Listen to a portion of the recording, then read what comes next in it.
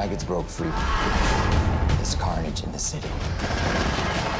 I'm aware you have a little girl alone in the capital. If I don't get there, she will die!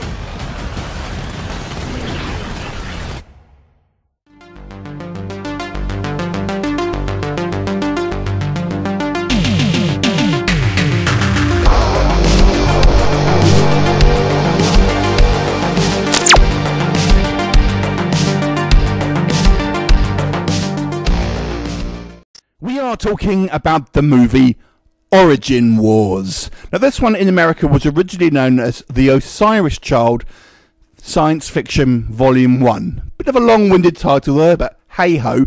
And at least in the UK, this is being released on digital download by Lionsgate on the 17th of July 2017, and then on DVD and Blu-ray on the 24th of July 2017. Now, this is a damn fine science fiction movie. Let me tell you a little bit about the plot, then we'll kind of go into the positives and negatives. So the story focuses on two men, really. Now, the first one is a guy called Kane, and he's a lieutenant in this kind of corporate military. And this military has been experimenting on prisoners on this kind of far-flung planet.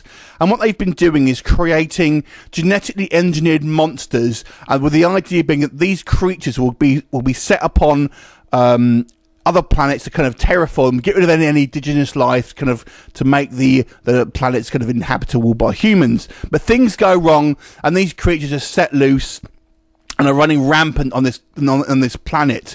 And this company have been doing obviously these illegal experiments and decide they need to kind of clean up their mess. So they decide they're going to nuke the whole planet. So Lieutenant Kane basically has to kind of disobey orders and try and rescue his daughter, who is on the planet's surface. So he, commandeers a ship and escapes down to the planet, where he meets another character played by Kellen Lutz, who is a kind of escaped prisoner with a past of his own, and they team up to try and find his daughter, and then obviously get to safety. Along the way, they kind of meet a few other characters on the way who kind of join the quest. So we have this motley crew of misfits trying to kind of save this young girl and get away from the bad guys. So, what is this film like? Let's talk about the positives and negatives. We'll start off with any negatives I have for this film, first of all. Number one, the first thing I would say is the beginning of this film is a little exposition heavy. We're told a lot of information through a kind of narration, and we have a few scenes where there are characters kind of just talking and giving you a bit of an exposition dump, which is a little bit hard to take in, first of all, I would say. But at the end of the film, I would say you would look back and think, do you know what, I 100% understand everything this kind of film has shown me. But initially, I feel it's a little bit overwhelming, the kind of amount of information that you've been given. Number two, the second thing I would say, when we see the actual creature effects, I have mixed feelings about them. They're all practical effects of creatures. They're big, hulking, monstrous-looking things, and they remind me a little bit of creatures that you would have seen maybe in the movie Dark Crystal. But they're a little bit too lumbering. There's scenes where they're kind of running through the kind of the undergrowth, and you think there's no way something that big and lumbering is moving that fast. They're a little bit too clumsy-like to be the kind of the quite as effective killers as we are led to believe. But the actual effects look good. They look very, very monstrous. But there's maybe just practical side of it. I think maybe they'd be a little bit too big and slow to be, to be that much of a threat that we're kind of told that they are. The third thing, and maybe the last critique I would say with this film, is that there are times where I feel that a little bit too much attention is given on certain scenes of characters in the past, or there's scenes where you'll have peripheral characters that tend to get maybe an extended scene for no real reason because they don't have any relevance on the plot, so to speak. So you'll find that maybe certain scenes you kind of just want to get on with the kind of the A storyline as such, but you're spending a little bit too much time sometimes on B storylines. Anyway, those are negatives. Let's talk about the good stuff. First of all, I've got to say, the first thing you're going to notice of this film is the production value. Now, this isn't obviously a mega budget Hollywood blockbuster, but it looks fantastic. The production design here is incredible. It's a fully realised world, right down to every kind of little attention to detail, the AI, the clothes, the guns, the ships, it's all been designed from scratch and looks really good. The world is so rich. And the actual visual effects here, I would say, are really impressive.